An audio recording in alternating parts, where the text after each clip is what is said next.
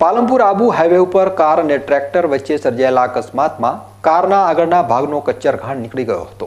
જોકે સદભાગ્યે અકસ્માત વખતે એરબેગ ખુલી જતા જાનહાનિ અટકી ગઈ હતી.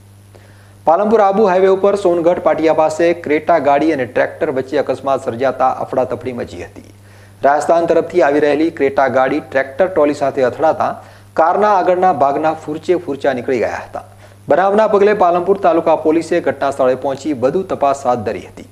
રાજસ્થાન તરફથી આવી રહેલી ક્રેટા ગાડી પાલનપુર તાલુકાના સોનગઢ પાટિયા પાસે ટ્રેક્ટર ટ્રોલી સાથે ધડાકાભેર અથડાઈ પડતા ક્રેટા ગાડીની આગળના ભાગનો કચ્ચરઘાણ નીકળી ગયો હતો. જોકે અકસ્માત વખતે ગાડીના અંદરની સાઈડમાં ધડાકા સાથે એરબેગ ખુલી જતા ગાડીમાં બેઠેલા તમામ લોકોનો આબાદ બચાવ થયો હતો.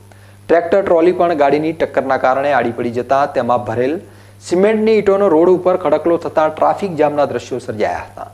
બનાવના પગલે પાલનપુર તાલુકા પોલીસે તાત્કાલિક ઘટના સ્થળે પહોંચી L&T ટીમ સાથે ટ્રોલી અને ગાડીને સાઈડમાં કરી રોડ ખુલ્લો કરાવ્યો હતો.